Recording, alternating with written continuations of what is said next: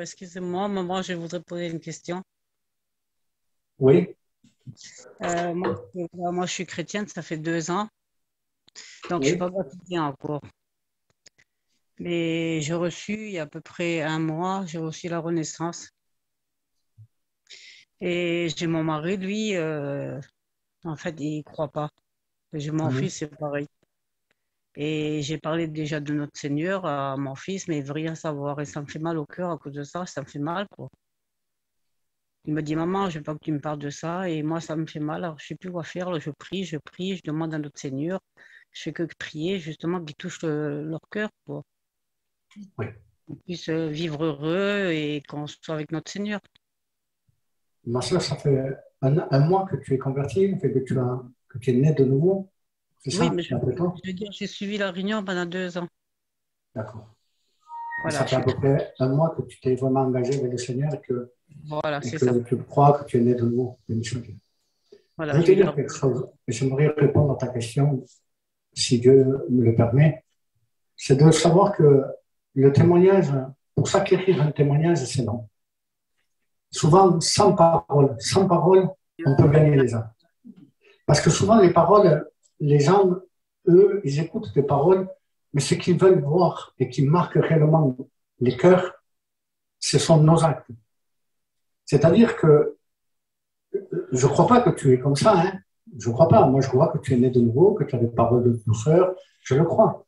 Mais imagine qu'une sœur qui veut gagner son mari ou ses enfants, qu'elle dise, oui, voilà, Christ existe, Christ est bon, est le Seigneur est doux, le Seigneur est amour. Et après, nous qui disons cela, ils nous voient qu'on vit dans la méchanceté, qu'on vit avec des paroles qui ne sont pas vraiment bonnes pour le Seigneur. Ils ne voyaient pas ce que nous vivons, ce que nous disons, ils ne voyaient pas que nous le vivons. Et ça reste dans les pensées, dans les cœurs. Peut-être qu'ils ne le disent pas, mais ils le pensent. Ce qui va marquer les cœurs, ma sœur, c'est ton témoignage. C'est ta vie avec le Seigneur. Ne te Amen. lasse pas de prier pour tes enfants, même si ça fait longtemps. Ne te lasse pas de prier pour ton mari. Ne te lasse pas d'être bonne, d'être gentille, d'être douceur, d'être amour envers ta famille. C'est ça qui va marquer les esprits. C'est ça qui va toucher les cœurs. Oui, Même oui. si des fois on est découragé, même si des fois on... Écoute, c'est pas mon cas. Moi, je vais te raconter vite fait une histoire. C'est pas mon cas. Moi, mon cas, je me suis converti avant ma femme. C'est bizarre, mais c'est comme ça. Ma femme s'est convertie 3 ans après. C'est long, 3 ans. Hein.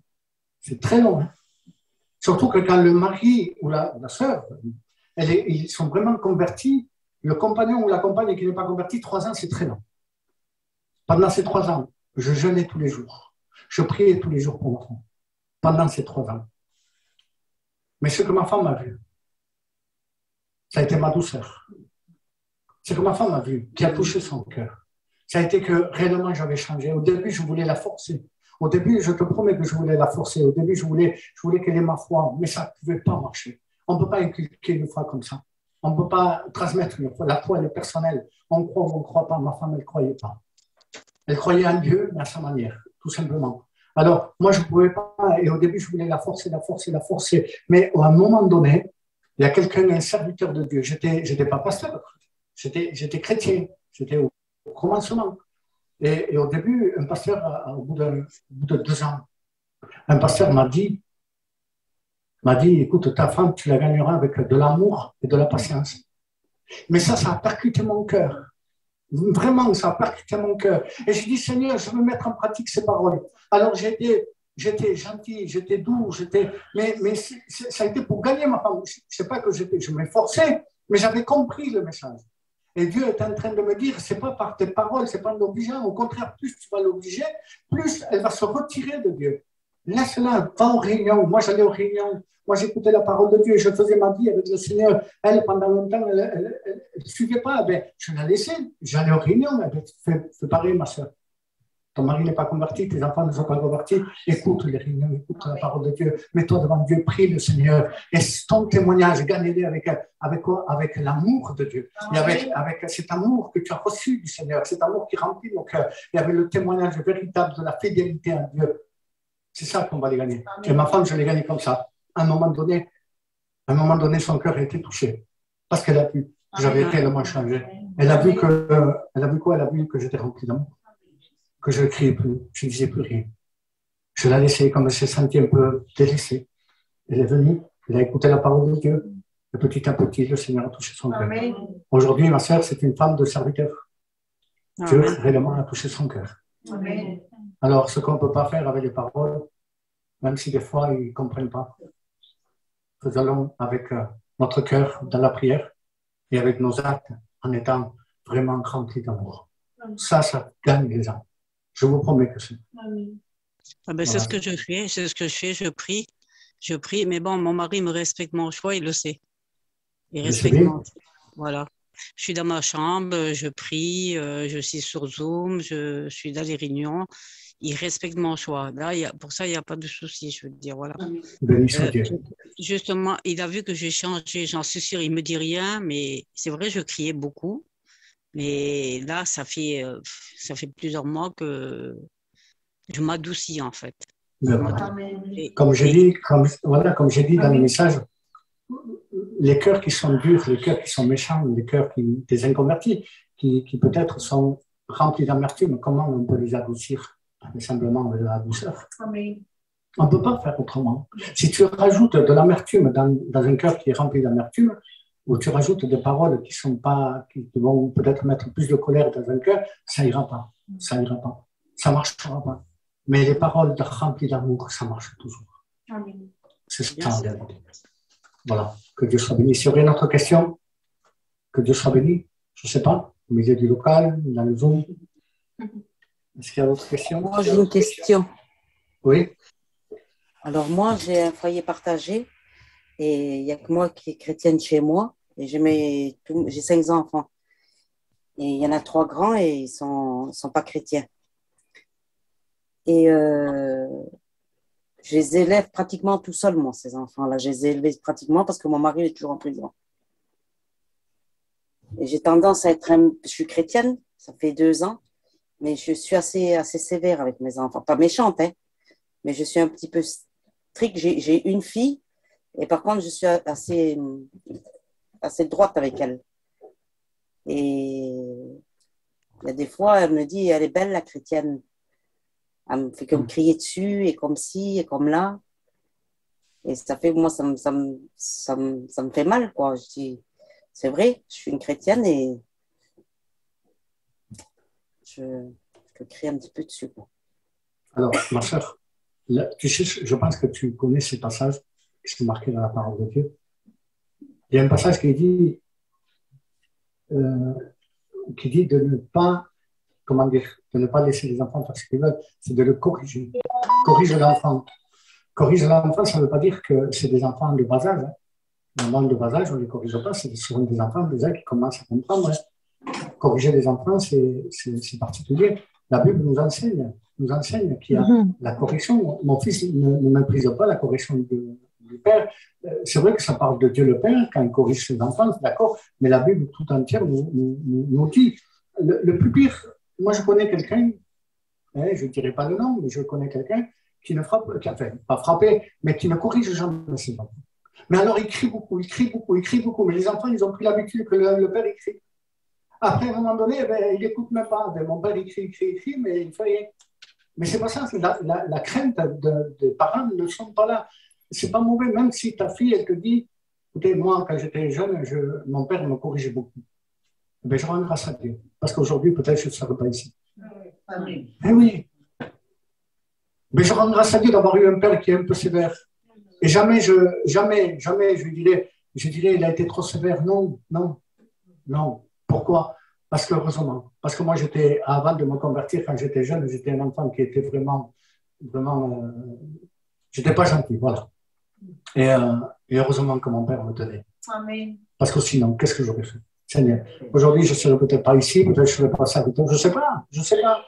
Mais voilà. Alors, ma soeur, je te donne un conseil. De tenir ses enfants dans l'honnêteté, dans le chemin du Seigneur. Pas trop les forcer, on ne peut pas les forcer non plus. Ils sont majeurs, on ne peut pas les forcer à se convertir. Mais à ne pas faire des bêtises, c'est important. Vous savez, souvent, les enfants font des bêtises. Et après, c'est les parents qui le payent. Les parents pleurent beaucoup. Hein. Je te promets, ma soeur, qu'il vaut mieux que l'enfant pleure que pas le père, la mère. Parce que quand les parents pleurent, c'est parce qu'il y a quelque chose de grave. Quand les enfants pleurent, c'est pas grave. C'est pas grave. Alors, tiens-toi dans le Seigneur, continue, je te donne le même conseil que celui que je donnais à la sœur précédente, c'est de tenir dans la voie du Seigneur, sans parole des fois, toujours en priant, même si c'est long. Je vous dis des fois c'est long. Vous savez, il y avait quelqu'un qui avait dit, je me souviens, je priais pendant 10 ans, c'est long 10 ans, hein. C'est énorme 10 ans. Pendant 10 ans, j'ai prié pour mon fils et au bout de 10 ans, il est venu au Seigneur. Amen. Mais, merci Seigneur. Amen. Mais la joie du Père pendant ces 10 ans, il a été préoccupé tous les jours. Peut-être plus il priait, moins il voyait son fils se convertir. Plus il priait, moins il voyait son fils se convertir. Mais laissez-moi te dire quelque chose. C'est que les paroles qu'on adresse à Dieu, elles ne sont pas oubliées de Dieu. Amen. Elles sont gardées par Dieu. Et à un moment donné, je vous promets que ça touche les cœurs. Regardez, pas Étienne, comme ça, Corneille. Il priait le Seigneur. Il disait, vous savez ce que le Seigneur dit? L'ange est arrivé, il a dit à Corneille, à un moment donné, le Seigneur a écouté tes prières et a vu ton amour, ce que tu faisais. Le Seigneur n'a pas oublié, mais le Seigneur n'oubliera jamais tes prières, ma soeur, pour tes enfants ou ton mari. Jamais. Jamais. Un jour, ça paiera. Je vous promets qu'un jour, ça paiera.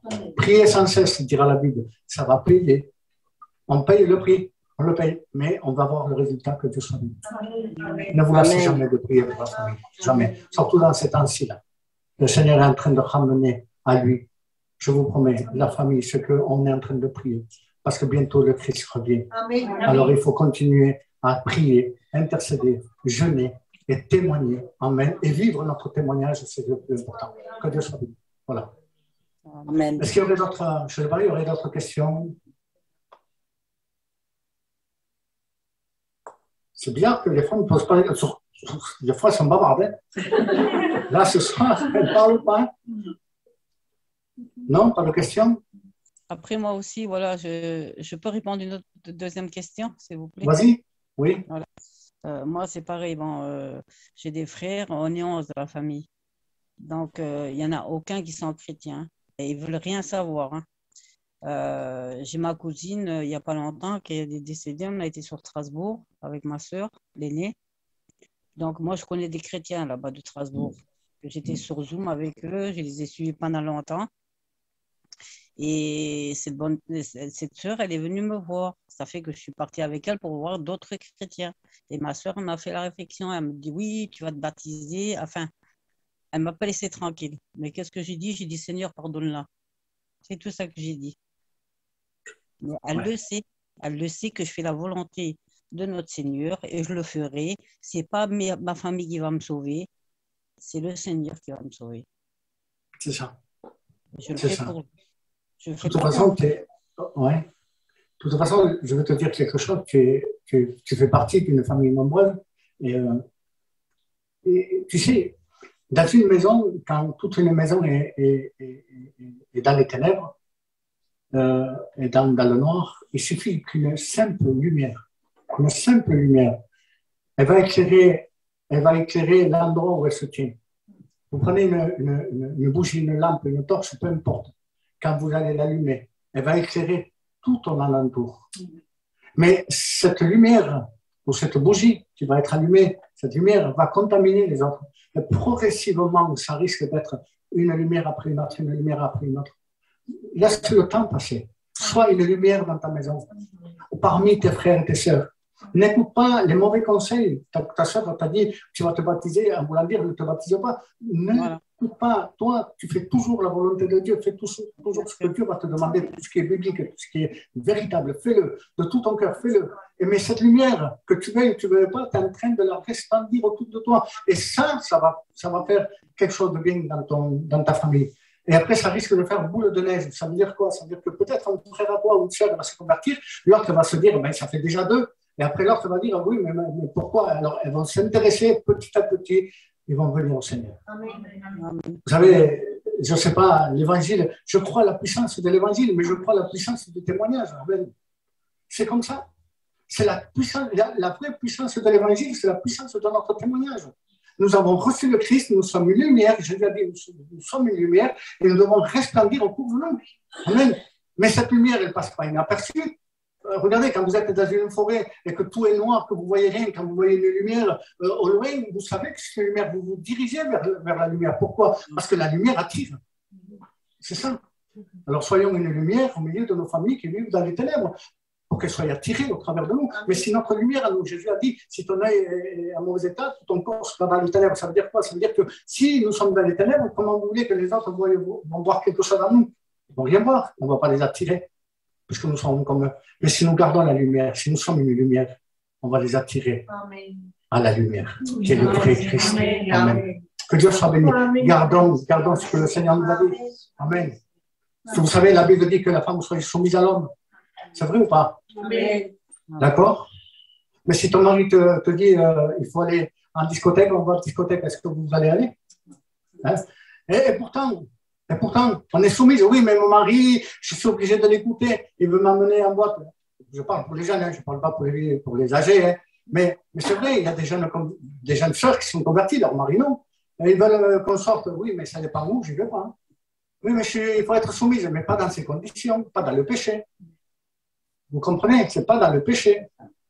On est soumis à la maison, on est soumis dans l'autorité. Vous, mes sœurs, vous êtes soumis à l'autorité, pas dans le péché. Pas dans le péché. Après, lui, il va faire ce qu'il veut. Il le fait. Il est libre, il n'est pas converti. Bon, mais toi, ma sœur, tiens-toi en règle avec Dieu. Amen. Et c'est ça qui va apporter ton mari, ta famille. Que Dieu soit béni. Amen. Voilà. Il y a autre chose? C'est bizarre que vous ne parlez pas. Il existe de la paillade, en ce moment, ils ne parlent pas. Est-ce qu'il y aurait une autre question, même sur le Zoom? Je voudrais te demander quelque chose, Antoine.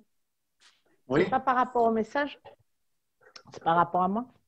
Quand je prie, maintenant, avant ça ne m'arrivait pas, je tremble et j'ai froid. Est-ce que... Il faut se mettre à côté d'un radiateur. C'est dire quoi? Parce que ce matin, j'ai posé la question à la Carmen et elle n'a pas su me répondre. J'ai dit, je vais te poser la question à Tono Wachino, mais tu es là, je vais te me poser à toi. Jamais ça m'est arrivé. Ouais. Je me mets dans ma chambre, je prie, que ce soit le soir, avec tout le respect que je vous dois, avec mon mari et tout, on prie et je sens les os refroidir et trembler. Est-ce que c'est normal ou est-ce que c'est l'Esprit de Dieu qui... Voilà. Là où je veux en venir, c'est que après, si c'est parce que tu as laissé la fenêtre ouverte, ta foi, ce n'est pas la même chose. Mais si tu pries toujours de la même manière, dans la même chambre, que la température est toujours la même, il n'y a pas de refroidissement dans la pièce, bon, après, c'est autre chose. C'est pas... Chacun reçoit l'esprit ou ressent, plutôt pas reçoit parce qu'on l'a en nous, mais ressent l'esprit de plusieurs manières. Ou il se fait ressentir, je ne sais pas. Bon, le froid, je n'ai jamais entendu. Mais voilà, je ne sais pas, je ne peux pas me mettre à la place de chacun. Je ne sais pas exactement ton point de vue à toi. Qu'est-ce que toi tu crois? Qu'est-ce que tu ressens? Est-ce que quand ça t'arrive, est-ce que tu ressens le Seigneur plus fortement dans ta prière? Tu te sens plus fortement en toi? Est-ce que tu ressens vraiment la présence de Dieu? Quand tu ressens ce froid, il y a beaucoup de questions à poser. Parce qu'on ne peut pas dire réellement si ça vient de Dieu ou pas. Moi, quand je prie, au commencement, je ne tremble pas et je n'ai pas froid. Mais au bout d'un moment, mes larmes coulent, parce que je me présente devant Dieu. Il n'y a pas de fenêtre ouverte toi parce que c'est le soir. Mes larmes coulent et j'ai un froid. Pour moi, comme je dis à la Carmen, je ressens la présence du Saint-Esprit. Je sais pas. Si tu sens que c'est bon, Lola. Je sais que je me permets de parler comme ça, c'est ma cousine, elle n'est pas d'ici, elle est de Besançon. Mais si tu ressens que cela est bon, si tu ne sens pas quelque chose de mauvais, laisse faire. Simplement. Moi, quand je prie, moi je parle personnellement, quand je prie, même que je ne ressens rien. Parce que souvent, je le dis aussi à mes sœurs qui sont connectées. Je l'ai enseigné dans l'église, mais je veux le dire aussi à mes sœurs qui sont peut-être connectées. Une prière, on ne prie pas parce qu'on ressent de prier. On ne prie pas parce qu'on a des ressentis. Alors, le jour où on n'a pas de ressenti, le jour où on ne se sent pas de prier, ben on ne prie pas. Un chrétien doit prier tous les jours. Vous savez, moi je le dis souvent, souvent la faim, elle vient en mangeant. Des fois, on n'a pas envie de prier. Des fois, on ne ressent pas. Mais on ne vit pas, un chrétien ne vit pas de ressenti. Il vit de l'obéissance à Dieu. Et Dieu nous a appris à prier. Donc, voilà, nous devons prier, même si des fois, on ne ressent rien. Mais moi, ça m'est arrivé de prier. Je n'ai rien ressenti. Moi, j'ai prié Dieu, j'ai intercédé. Je sais que Dieu écoute ma prière, que je ne ressente ou pas. La Bible dit que Dieu écoute nos prières. Amen. La Bible dit que Dieu incline son oreille à nos supplications. Donc, je crois que Dieu écoute ma prière, que je ne le ressente ou pas. C'est la parole de Dieu, c'est Dieu qui l'a dit. Donc, je le crois. Alors, que je ne le ressente ou pas, je sais que Dieu est là et que Dieu m'écoute. Par contre, quand Dieu veut se faire ressentir, c'est autre chose. Souvent, ça m'est arrivé aussi et ça me plaît. Souvent, j'ai prié le Seigneur, mais vraiment, et je ressentis une présence m'envahir. Une fois, je sentais, ma femme le sait, ça lui est arrivé aussi. Une fois, je sentis comme si je gonflais à l'intérieur. On aurait dit que j'étais en train de gonfler. C'est pas parce que j'avais mangé beaucoup, non.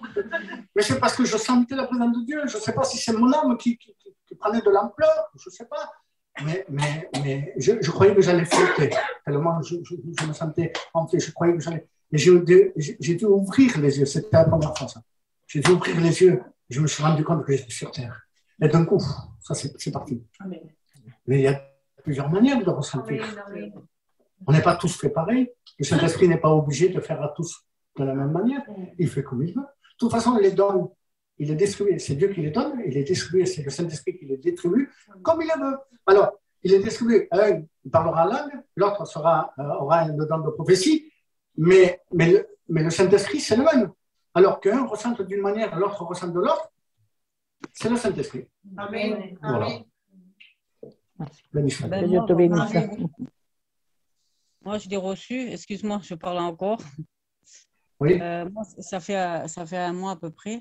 En fait, j'étais dans ma chambre et j'écoutais un cantique.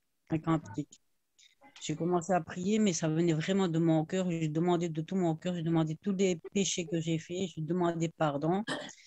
Et tout en priant, d'un coup, j'ai ma bouche qu'elle s'est fermée. J'ai senti sûrement la chair de poule et j'avais des larmes qui coulaient.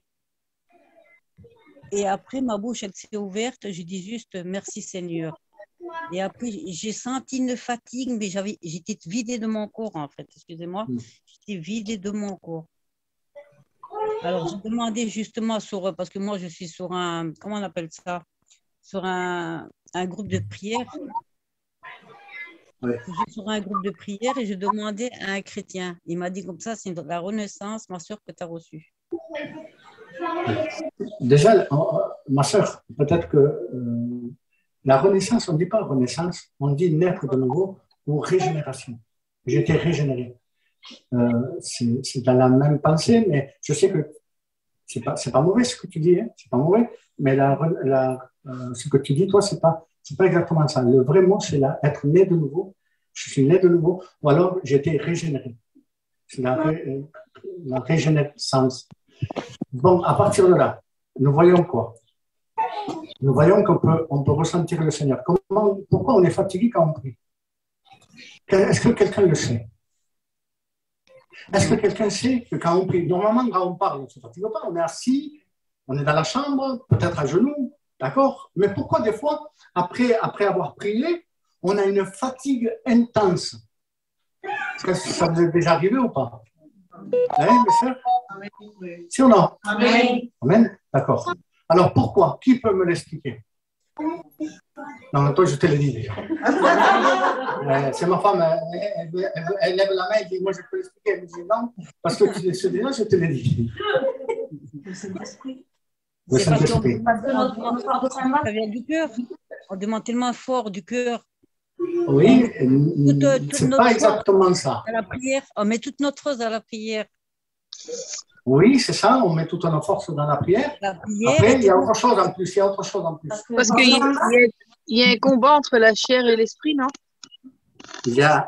Oui, entre la chair. De toute façon, dès qu'on rentre dans la prière, dès qu'on est vraiment rentré dans la prière, la chair, elle n'y est plus. Je vous promets que la chair, si elle y est, mais dans le sens où peut-être tu entendras peut-être frapper à la porte ou sonner le téléphone et la chair va reprendre. Mais dès le moment où on rentre réellement dans la prière. La chair, elle, on l'a fait endormir, on l'a fait mourir. C'est le combat. Alors, elle savait ça. C'est le combat. Pourquoi on est fatigué quand on prie?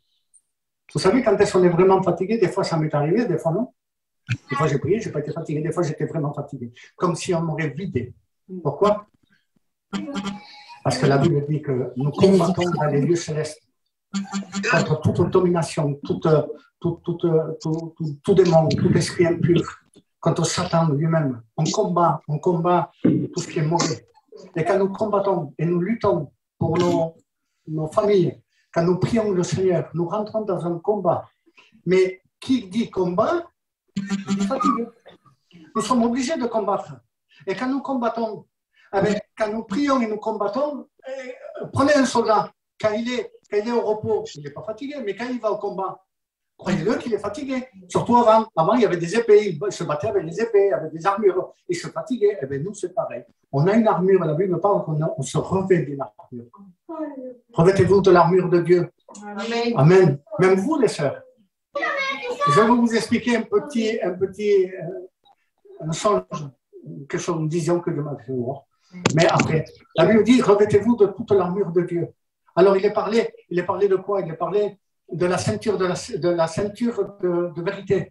Amen. Premièrement, la cuirasse de la justice, les chaussures du zèle. Il est parlé du casque du salut, le bouclier de la foi, l'épée de la parole de Dieu. Donc, nous avons un bouclier complet. Mais quand nous mettons le bouclier, c'est pour quoi faire? Quand nous mettons cette armure, c'est pour quoi faire? C'est pour aller combattre. Mais quand on combat, on se fatigue. Et après avoir prié, intercédé, et vous remarquerez, c'est quand nous intercédons que nous sommes beaucoup fatigués. Dans l'adoration, on adore Dieu. Béni soit Dieu, on adore beaucoup Dieu. Béni soit Dieu. On met tout notre cœur, notre force, et des fois, c'est vrai. Mais c'est surtout quand nous intercédons et nous combattons les ténèbres avec la prière, que nous sommes fatigués, parce que c'est un vrai combat. C'est un combat. C'est normal. Une fois, en vous parlant de l'armure, ça va peut-être vous faire... Je ne sais pas, il y en a que peut-être ils vont le croire ou pas. Ça fait très longtemps de ça que je n'étais pas serviteur. Je me suis vu, mais j'étais réveillé, mais je me suis vu d'un coup, emporté dans les airs, il y a très longtemps, emporté dans les airs. Et là, j'ai vu une personne devant moi, on était dans l'univers. Et là, j'ai vu une personne devant moi, c'était un ange, qui était habillé tout avec une armure. Mais je le voyais, il était resplendissant, mais vraiment. Mais il était dans l'univers comme ça, suspendu comme ça, et il fixait un autre endroit.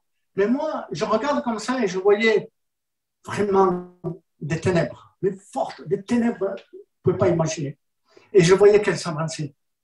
Et d'un coup, quand je le regarde, je me regarde à moi, et je vois que je portais sur moi une armure, tout en or.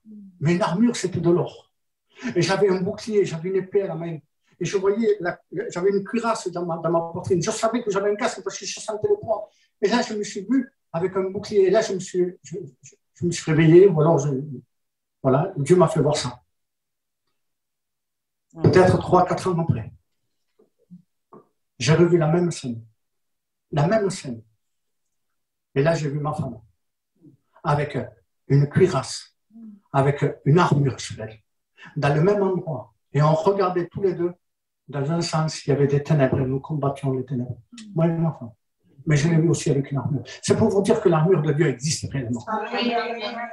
Je vous promets qu'elle existe. On ne la voit pas, mais quand nous combattons dans la prière, Dieu m'a fait voir que nous combattons dans la prière. Quand nous combattons dans la prière, nous sommes revêtus d'une armure. Nous combattons dans les lieux célestes, que Dieu soit béni. Et mes sœurs, Dieu a besoin de vous, revêtus de l'armure de Dieu pour combattre le bon combat de la foi. Amen. Que Dieu soit béni. Amen. Amen. Voilà pourquoi des fois on est fatigué, on est lessivé. C'est une vérité. Parce qu'on a combattu. Amen. C'est pas facile, hein? Mais ça vaut le coup. Nous combattons pour ceux qu'on aime. Amen. Amen. J'ai combattu 3 ans pour ma femme, elle est là. Seigneur. Si c'était à refaire, je le referais. Même combattre à 10 ans, c'est normal. C'est normal. Et aujourd'hui, on combat, moi et ma femme, pour ceux qui sont ici. La famille qui ne sont pas convertis, les amis.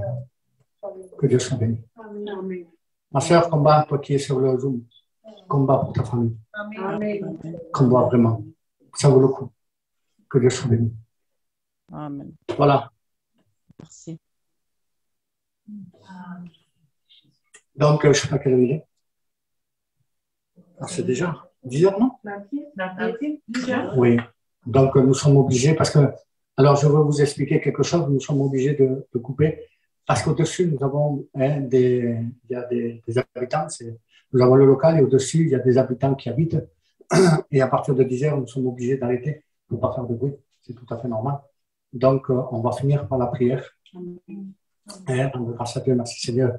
Et se donner rendez-vous, nous sommes jeudi, demain, vendredi, ici au local. Demain, il y a un serviteur de Dieu qui va prêcher, c'est Paul de Beaucaire, Tarascon, qui doit prêcher.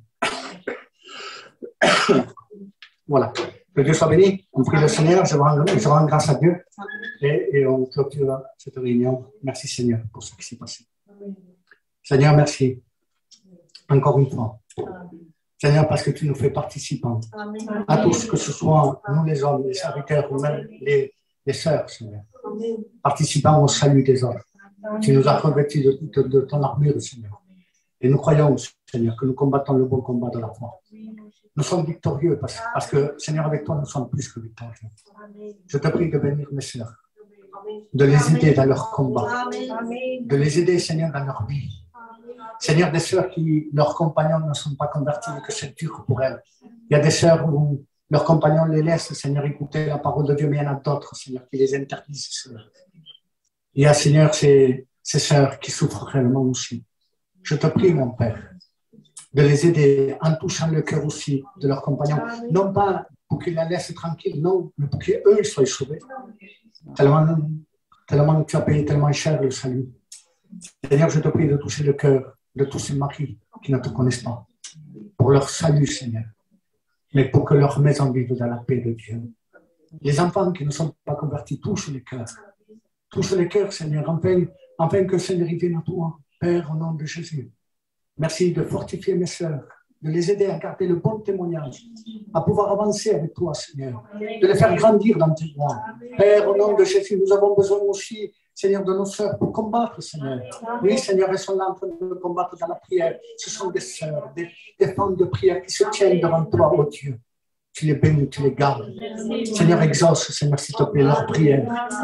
Viens à leur secours, aide-les, Seigneur, à progresser avec toi. Père, au nom de Jésus-Christ, et merci pour tout. Amen, Seigneur. Amen. Amen. Amen. Voilà.